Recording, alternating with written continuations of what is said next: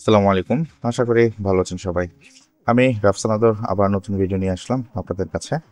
তো আজকে যাচ্ছি হচ্ছে বান্দরবন, তবে একটু ভিন্ন পথ দিয়ে।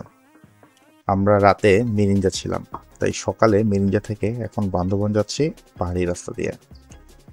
আসলে মিরিঞ্জা থেকে সাধারণত সবাই আলীকদম থানচি হয়ে যায়, কিন্তু আমরা এই পথ দিয়ে যাব না। আমরা যাব হচ্ছে এই পাহাড়ি গ্রামের রাস্তাটা দিয়ে, পাহাড়ের উপরে যেখানে লোকালয় থাকে।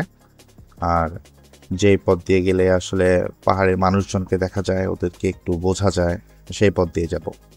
আর এরপর সোজা গিয়ে চিম্বুক উঠবো। আর এই ভিডিওটাতে আমি চিম্বুকের আগ পর্যন্ত পুরো পথটা আপনার সাথে শেয়ার করব। তবে হ্যাঁ, পার্ট পার্ট করে শেয়ার করব, কারণ এখান থেকে চিম্বুক মোটামুটি প্রায় 30 কিলোর মতো। 30 কিলো বা তার একটু বেশি হতে পারে। তো আমি হচ্ছে পার্ট পার্ট করে আপনাদের সাথে শেয়ার করব। একটা জিনিস খেয়াল করছেন, রাস্তাটা কিন্তু বেশ জম্পেশ। আর রাস্তায় কিন্তু একটা পাহাড়ি ভাইব আছে, শান্ত, কোনো কোলাহল নেই। আর নিচটা কিন্তু বেশ ঢালু, কিন্তু নর্মালি বোঝা যাচ্ছে না। বাট আপনি যদি দেখেন পাহাড়ের আশপাশে বামে ডানে বেশ ঢালু, কিন্তু কিন্তু এটা একটা লোকালয়, এখানে মানুষজন বাস করে। তো এইসব পথে মূলত রাইড করার উদ্দেশ্য হলো পাহাড়কে কাছ থেকে দেখা আর তার সৌন্দর্যটা উপভোগ করা। যদিও রাস্তাটা একটু বিপজ্জনক, কিন্তু আল্লাহ ভরসা, যথেষ্ট পরিমাণ সেফটি গিয়ার ও হেলমেট পরছি। আর বাইক তো ঠিকঠাক আছে। চলেন রোডটা দেখতে থাকি আর আপনাদের সাথে ঘটনা বর্ণনা করতে থাকি। যাই হোক, আমি মনে হয় আপনাদের সাথে একটু ভুল বলে ফেলছি। আসলে এখান থেকে চিম্বুক বলতে গেলে প্রায় 55 কিলোমিটার। সো আমরা যদি আলীকদম হয়ে থানচি হয়ে যেতাম, ওখান চাইতে এই সাইডের রাস্তাটা আবার একটু প্রায় 20 থেকে 25 কিলো, অলমোস্ট 30 কিলো কম আছে। তা আপনারা সবাই এই রাস্তাটা মোটামুটি চিনেন।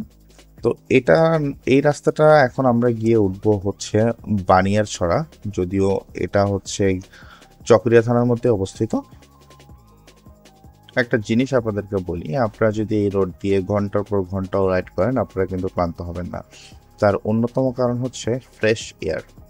এখানে আসলে এত পরিমাণ সবুজ এবং এখানে বাতাসে এত পরিমাণ অক্সিজেন, আপনি ভূপৃষ্ঠ থেকে কত উপরে আছেন ওটা কিন্তু মেটার করে না। কারণ এখানে আমার কেন জানি মনে হচ্ছে ভূপৃষ্ঠ থেকেও এখানে যথেষ্ট পরিমাণ অক্সিজেনের পরিমাণ বেশি। কারণ এত পরিমাণ সবুজ এবং গাছপালা, মানে যেটা অসাধারণ। আর একটা এক্সট্রা এনার্জি পাওয়া যায়।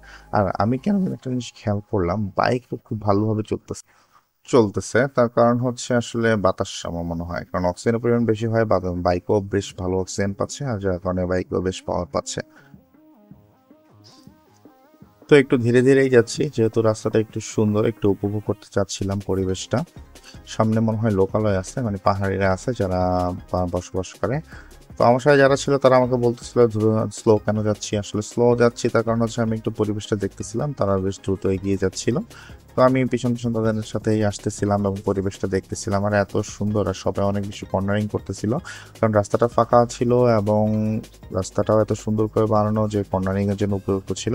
তো আমার সাথে যে রাইডাররা ছিল তারা সবাই বেশ জম্পেশ কর্নারিং করতেছিল।